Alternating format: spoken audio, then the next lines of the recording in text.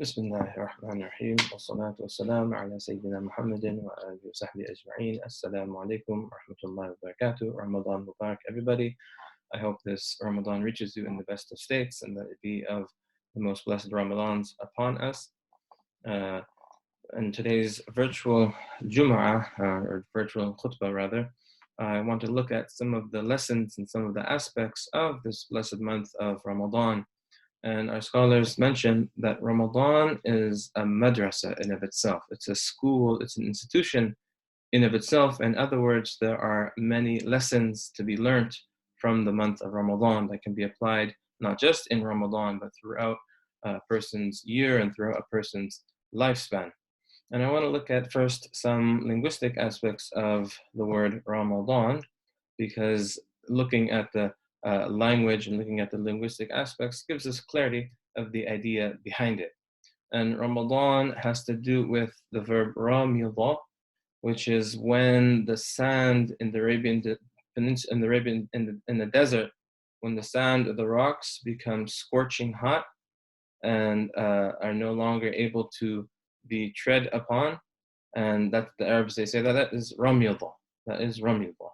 And the reason why the Arabs named the month of Ramadan Ramadan is because when they were renaming the pre-Islamic the months of the year, the hottest month coincided with the month, the ninth month, which is the month of Ramadan. So they called it Ramadan based on this quality of the heat of the season. However, from a spiritual perspective, we could look at it that Ramadan is a month of heat. That when you're fasting, sometimes you feel the heat in your stomach when there's no food, you haven't had any food intake for a long period of time. But with heat, and this is the interesting point, is that with heat is purification. With heat is purification. One of the ways to purify things, right, purify metals or purify precious metals, gold and silver, is you put them under intense heat and they become purified.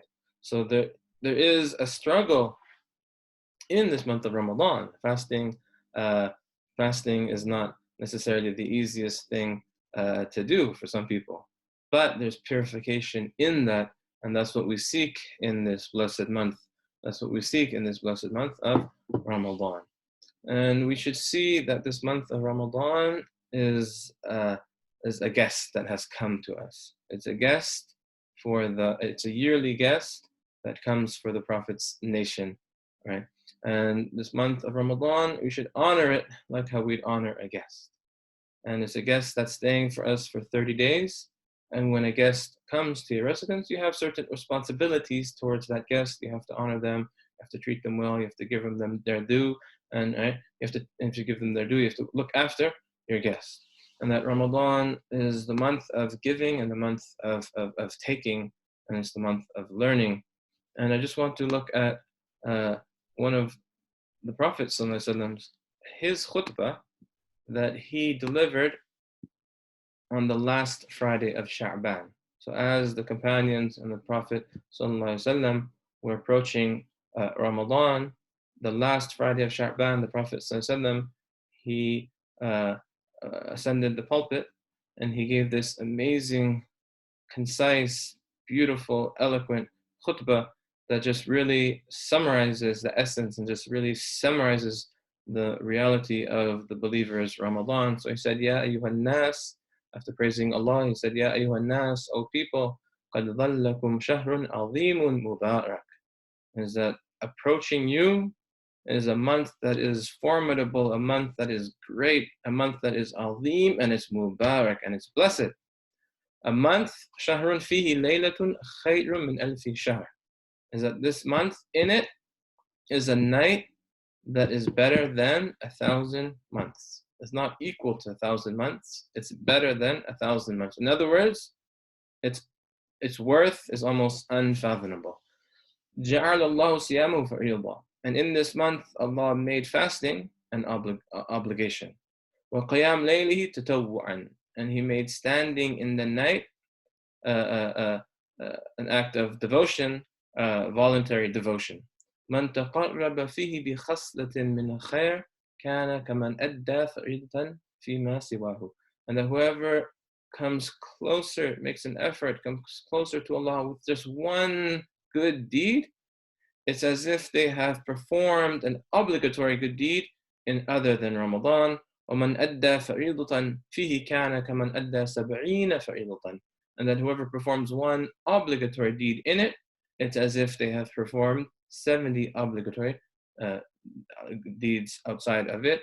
And then the Prophet says, هُوَ شَهْرُ الصَّبْرِ, and that it is the month of patience. And this is one of the greatest lessons that this month teaches us, is that we have to learn how to have not just patience, but forbearance. Patience is you're not just waiting for something, but you're holding on to something, and the ability to bear and to forbear, that's the heart of patience. And the chief quality of a believer should be patience. When things are hard, because of our reliance on Allah, because of our faith of Allah, we're able to proceed forth and do what we should be doing. But that takes training. Right? That doesn't come overnight. And Ramadan is the month of training. It trains our patience. Fasting, again, is not the easiest thing for some people, especially, we're used to having 3 meals, snacks, 4 meals, and now it's just completely cut out of the equation and we're not having anything, right? It requires sabr. But look at the perspective. So, huwa shahru sabr, and the Prophet said, wal sabru thawabuhu al-jannah. And patience, forbearance, its reward is paradise itself. It's the shahr al-muwasa, it's the shahr of giving gifts and being generous. Shahrun yuzadu fihi fi rizq al-mu'min. And you can give gifts and be generous, because the Prophet said, right? It's also the month in which the rizq, the provision of the believer, is expanded. It's increased. And then man fattara fihi sa'iman kana maghfiratan li dhunubihi. This is a really important point, is that whoever, fattara, whoever breaks the other person's, whoever provides the other person with the means to break their fast, is that is forgiveness for his sins, and a source of salvation. And we should strive to be the means of providing people with the means to break their fast. And that doesn't mean inviting them to your house and having a meal. That means just providing the dates and the water. And if someone breaks their fast with the dates and water that you provided, is that you actually get the reward. That's what the Prophet says. وَكَانَ لَهُ مِثْلُ أَجْرِهِ مِنْ غَيْرِ أَنْ يَنْقُصُ مِنْ أَجْرِ شَيْءٍ. And that if you do that, you get the same reward of the person who fasted without decreasing from the reward in any way whatsoever. In other words, if you break 5 people's fasts, you get the reward of your fast times 5.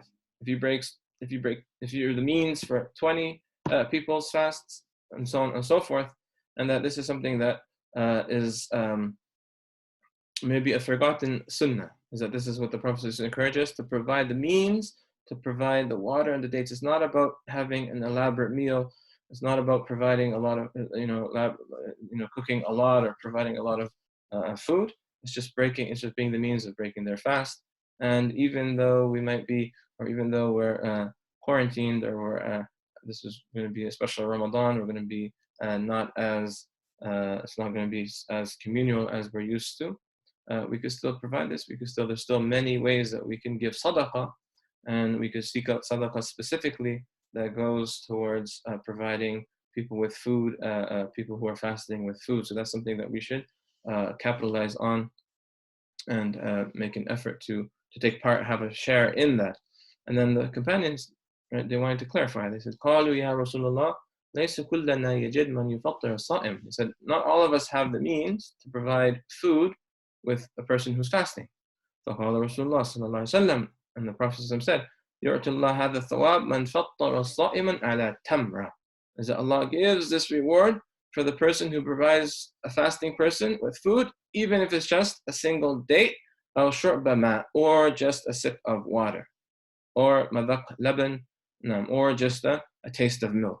Right? So in other words, again, it's the simplest act that brings about this great merit. And then the Prophet said, he continues, هو شهر أوله رحمة, and that it is the month, the first part of it is mercy, أوسطه مغفرة, the middle part of it is forgiveness, آخر عتق من النار. The last part is salvation, freedom from the hellfire. من خفف. And then the Prophet continues, فاستغفروا فيه من أربع خصال. And we'll leave with this. The Prophet says, and this was the way that he delivered his khutbahs, is that there was always something very practical in it. And this is a very practical point that the Prophet ﷺ, he's ending. And look how short his khutbah, was as well. Right? It was straight to the point. It was concise, beautiful, eloquent, and it ended on this beautiful practical note. So he says, فَاسْتَغْفِرْ فِيهِ مِنْ أَرْبَعِ خِصَالٍ. So therefore, these four qualities, make a concerted effort to increase in these four qualities or these four deeds. Perform copious amounts of these four deeds. خصلتين ترضون بهما ربكم وخصلتين لا غنى بكم عنهما. Two of them are means to attaining the pleasure of your Lord, and two of them, they're indispensable. فأما الخصلتين اللتان ترضون بهما ربكم فشهادة لا إله إلا الله واستغفرونه. As for the two that please your Lord, it's saying the shahada, repeating it over and over again, La ilaha illallah, right? And seeking his forgiveness and istighfar. And then أما الخصلتان لا غنى بكم عنهما تسألون الله الجنة وتعوذون به من النار. As for the two indispensable qualities, is that you ask Allah for paradise and that you seek refuge from the fire. And then the Prophet ﷺ ends with this last gem. He says, Man saqa sa'iman saqahu Allah min hawdi. Whoever gives drink to someone fasting, is that Allah will give him drink from my basin, from my fountain. شُرْبَةً لَا يَظْمَأُ بَعْدَهَا حَتَّى يَدْخُلُ الْجَنَّةِ. And that this is a drink that once a person drinks from the Prophet's fountain, they will never experience thirst until they enter Jannah. So let's make an effort to take part. These the doors Ramadan. In Ramadan, the doors of mercy are opened. Right? What does that mean? That means that we have to enter into them. The door is open. Enter the door. So we have to take part. We have to do our part. We have to make an effort to really benefit and capitalize from this Ramadan. And we should all be really excited for this Ramadan. And we should all make it a Ramadan of dhikr and reading Quran and of sadaqah, and a great Ramadan. And we should seek the good that is in this Ramadan. And just seeking the good is good itself.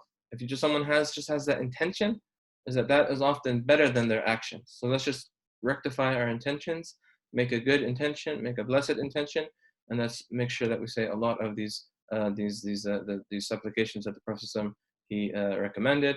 And some of them they made a melody for it. They say it in a way that it's very easy to say on the tongue. They say, Nashhadu an la ilaha illallah, nastaghfirullah, nas'aluka al-jannata wa na'udhu bika min an-nar. And they would repeat that over and over throughout the day. Therefore, they would be performing, and they would be capitalizing on these four supplications. And I hope that everyone, inshallah, finds much good in Ramadan, and that it be a Ramadan of relief, and that Allah bless us in it. And inshallah, we ask Allah that He increases us and He blesses us, and that He preserves us and all of our loved ones, and that we stay safe, and that we stay in the best of health and the best of conditions. And inshallah, we will be in touch. Wa akhir da'wana and alhamdulillahi rabbil alameen. Alhamdulillah.